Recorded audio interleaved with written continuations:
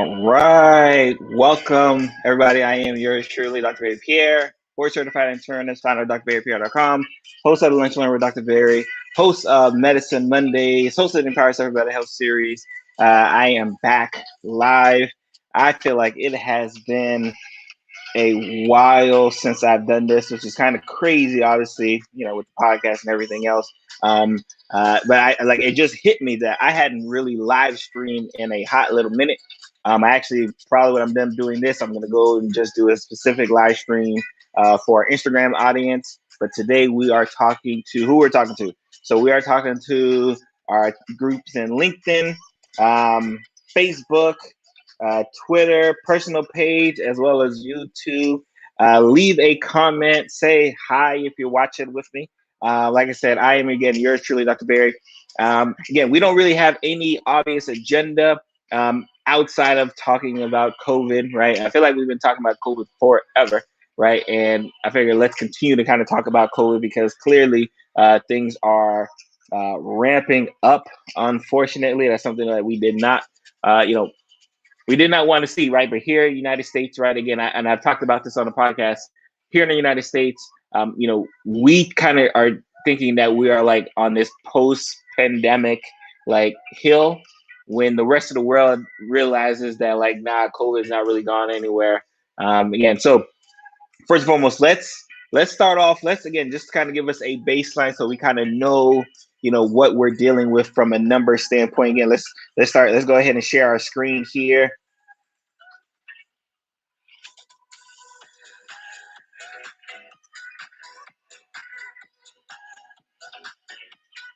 All right, so this first screen here, let me see if I can minimize, yeah, because I can't really see it as much as I want to. All right, perfect.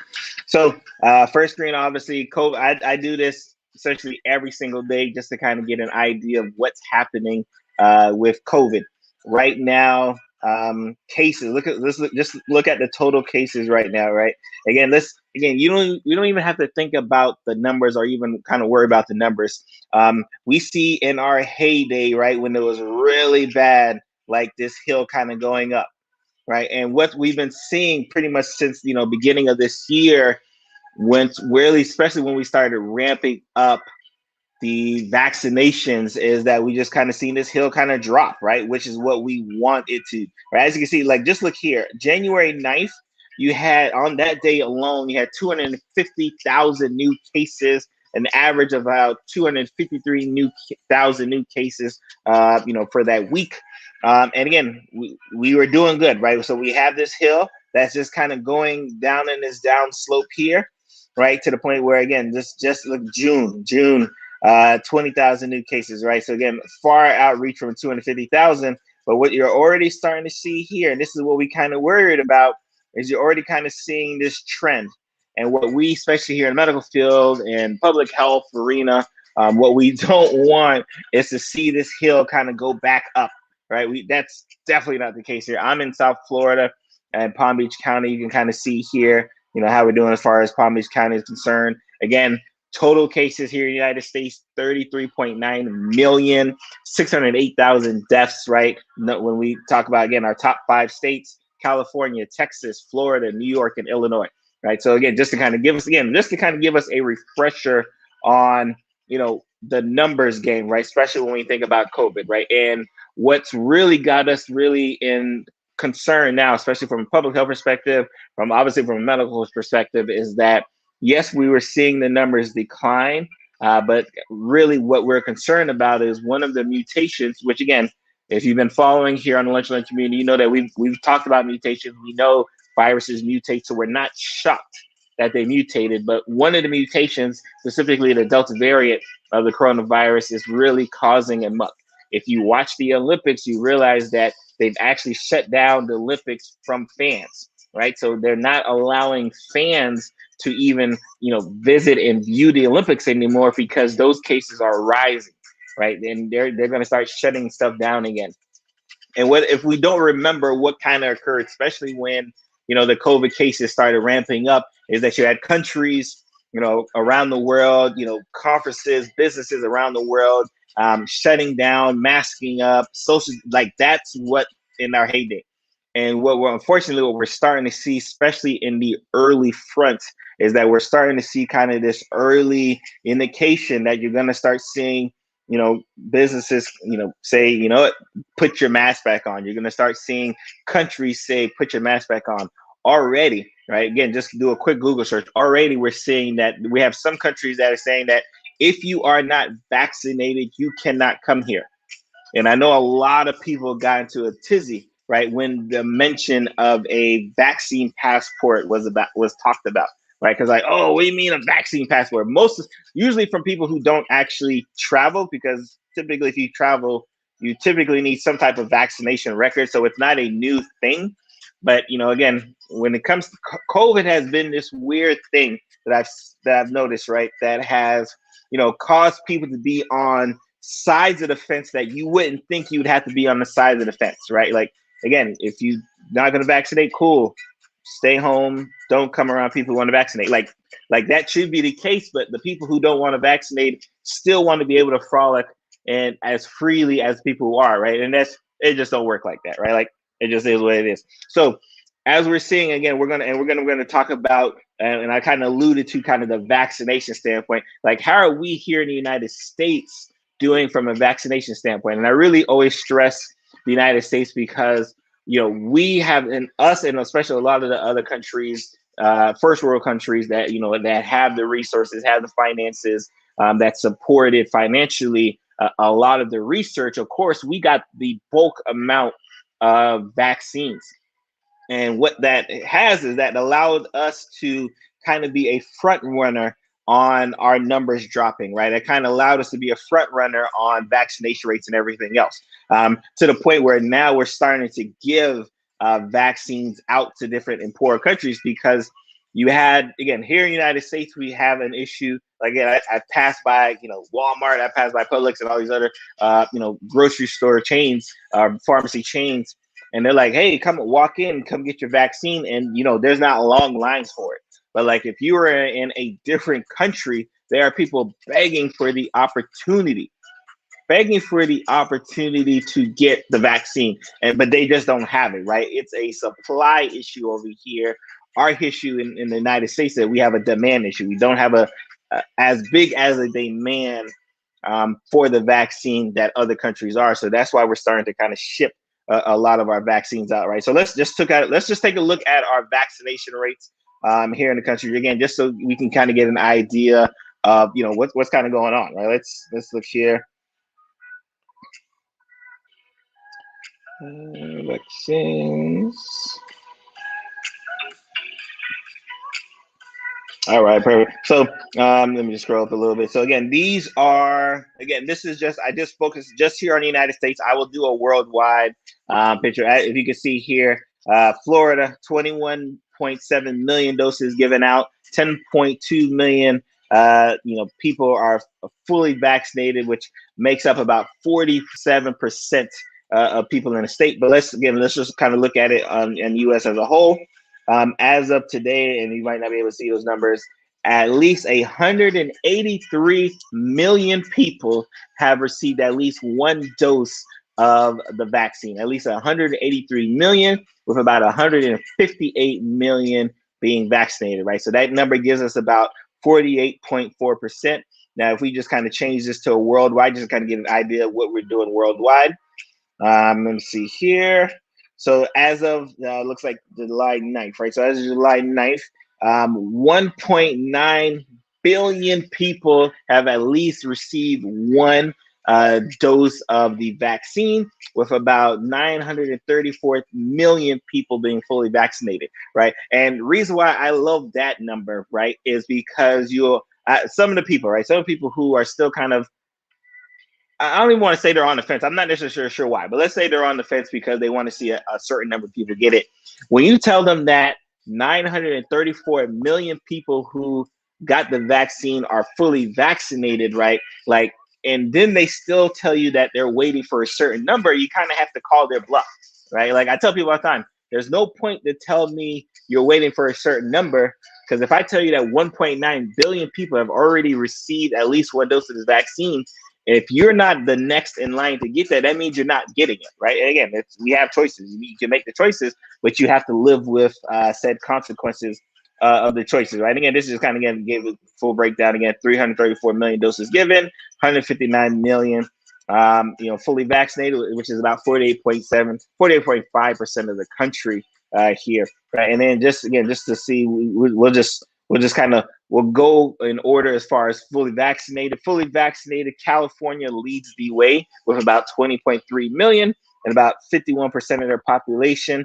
And let me see here. Let's go to population vaccinated. So about 66%. Vermont leads the country in percentage of people in that state who are vaccinated with about 66.6%, right? So again, it just is what it is, right? When we talk about the aspect of COVID cases, when we talk about the aspect of vaccinations, it's important to kind of understand kind of where we're at today, right? Where we're at today is not, is not the ideal goal, right? Again, places are opening up. Should places be opening up?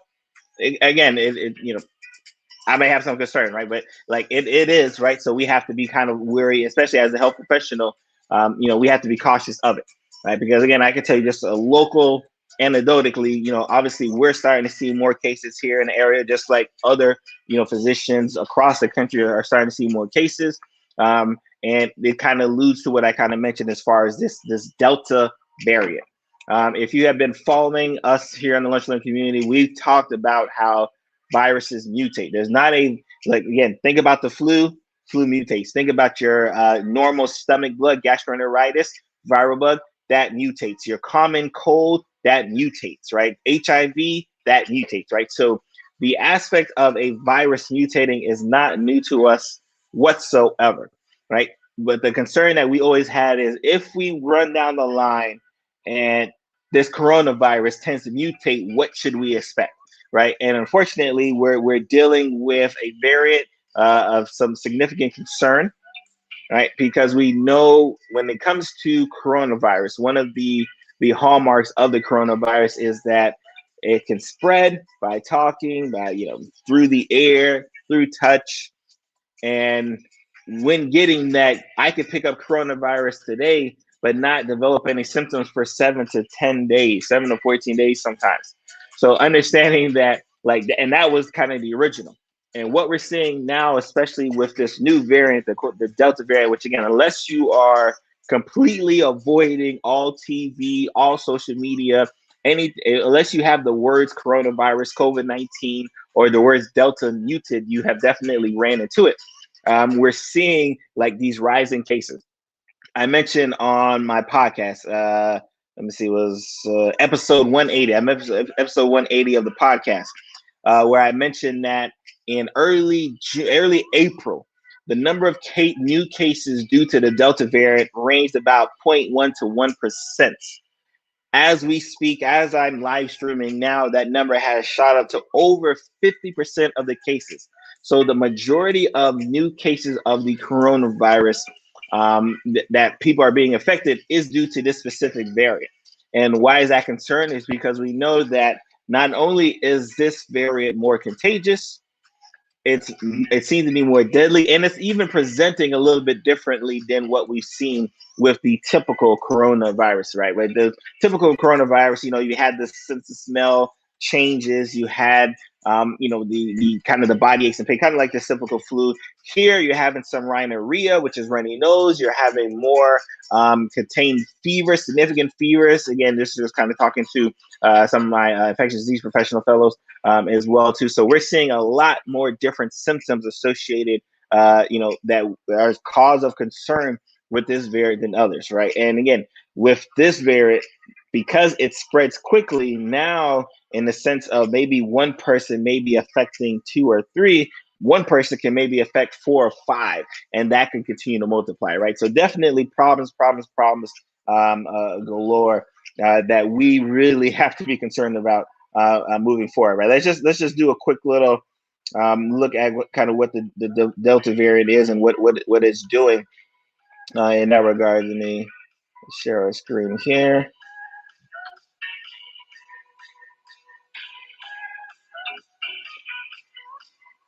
All right. So I came across this article, COVID in travel, right? Which is again, not even like a shameless plug, but like actually as we speak this week, I have Dr. Yvette McQueen, who's a expert in travel related medicine, talking about how do we kind of maneuver right in this day and age where COVID is still here, has not gone anywhere. We're still in a pandemic, but people still want to travel, right? So of course, like this article, and this is on USA Today, talked about what can we do or what should we expect, right? And this is what I kind of alluded to as far as what are other countries thinking about. In the case of COVID, in the case of kind of these world countries, you're now seeing much more tighter restrictions like associated with travel, especially when you're coming to our country. Like imagine again, let's say United States wasn't majority already infested with the Delta variant. If you are coming from a country that had a high population with the Delta variant, you would have restrictions for people to come to the United States. It just makes all the sense in the world. So now you're starting to see countries across start to kind of lock down things again, right? Start to kind of put down restrictions again. That again is again. Do I expect that we'll be how we were at the worst of times, right? Last year? No, right? And reason being is that we have a vaccine, right? So we have treatment. And even though we don't have, a significant amount of majority of the population vaccinated, we have an amount that I don't think you'll ever see. One, I don't think this country ever wants to have to shut down again, right? Again, we talked about this, the business aspect of it. So I don't think you'll see that happen. But again, just kind of scrolling down here. Again, Delta variant quickly established itself as the dominant COVID strain. But should travelers be concerned? And one thing I love having when I had Dr. McQueen on there, she talked about one of the biggest changes, right, that she did, right, when she started traveling, especially because COVID gets here, people still need to travel, is that she wore a mask, right? So all of the other things that she would typically do in her travels didn't really change, right? So again, yes, wearing the mask is extremely important. But again, you are going to have some countries, again, this noted here, some countries are beginning to tighten entry restrictions to get a handle on the spread, just as international travel is starting to pick up steam, right? So as much as people are starting to travel internationally again, countries are now having to look at like, hey, what are we going to do to try to stop this, right? So again, let me see if we can get to. Okay, we see this paragraph here. So how big of a concern is the Delta variant for unvaccinated travelers? Now, again, I think I'm not shy about it, right? You're at a point now, if you are unvaccinated, right? Like the natural teas and butters and all that thing that you might have been doing, right, isn't going to protect you for a very long time, right? Especially, and again, let me caution this, right? Especially if you are in the unvaccinated group who also decides, I don't need to wear a mask again, right? If you're in that unvaccinated group who's going to continue wearing a mask, who's going to continue washing their hands, Lysol everywhere, wiping down, like if you're in that group, continue to do that, right? But if you're in the group who wants to quote unquote get back to normal, right? Let me show my face, right? Just so y'all can understand, right? If you're in the group that wants to get back to normal, right, and act as if COVID is gone, right, and you're not vaccinated, I would be very concerned for you, right? Again, I stand here. I'm a physician I've been vaccinated since I was the first able to get vaccinated. So this was like December, right, of 2019, like right when that tier one of they were allowing physicians to get it, I ran to the front of the line. And I can't even imagine, even when I'm walking around in public places, right? And because I just I went on vacation a few weeks ago. I went to Universal Studios, right? And I didn't have a mask because again, I'm protected. My whole family didn't have masks because we were protected. But the whole time I'm thinking, wow, like there's people here who aren't vaccinated, but they're walking around like everything is good, right? Again, I don't know how you guys do it, right? Again, if someone wants to, especially wherever you're watching this, LinkedIn, Facebook, Twitter, Periscope, YouTube, right? Like drop a comment to say like, hey, I don't wear my mask either, right? Like, because I wanted to just so I could ask you some questions. Because I just really want to understand like how do you guys do it, right? Like, how are you guys walking around like everything is all good, right? Again, I couldn't do it. But again, this, like I said, some people are better than me, right? It just is what it is, right? So again, obviously that's enough kind of COVID talk, because like I said, we could be doing that, you know, forever, pretty much, like, which we are. Like I said, COVID's not going nowhere. What we're going to do, especially, and again, I'm not sure if we're going to be doing this Thursday nights. I know we used to do it Friday nights, but I just really felt like I wanted to get on live tonight and talk about it.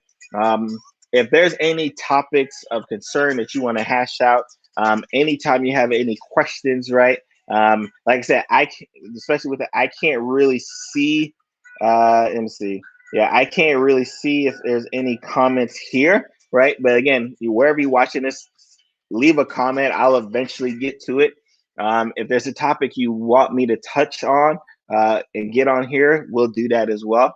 Because again, we're back, right? Like I said, we're going to get to streaming. Like I said, we got, again, as you can see, got the whole new background set, got pictures of the family in the background as well, too. So you get lots of great things to talk about, especially for the rest of the year. We had a lot of changes, and I'm just excited to be back, excited to talk to you guys. I hope you like my copyright free music. Let me give a shout out. Let me see who's. We'll give. I want to let's give a shout out. This is Mikey Geiger, and this song is called Water Malone. It's a nice little beat that I figured I wanted to play on it while we're watching, right? So you guys be blessed. Have a great evening. Stay safe. COVID is not going anywhere. If you are not vaccinated, keep wearing your mask and get vaccinated eventually. But if you don't want to get vaccinated, keep your mask on, because COVID is not here for the play. Y'all guys be blessed. I'm gonna see you guys next week.